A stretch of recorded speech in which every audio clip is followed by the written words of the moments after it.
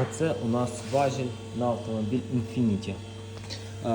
Тут по маленьким саленблокам, в принципі, проблем немає ніяких по запресовці. А от по задньому саленблоку, то з ним треба заморочитись. Бо спочатку його ж треба розпресувати, а його так не розпресуєш, треба випалювати. Випалив, потім ще внутрішню втулку треба розпиляти, а потім ще й назад це все потрібно правильно запресувати. Ну, коротше, геморою немало.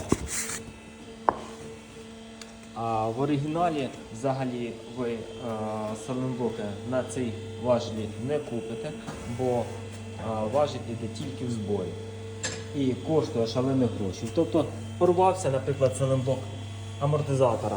Все, капець. Купуй важіль.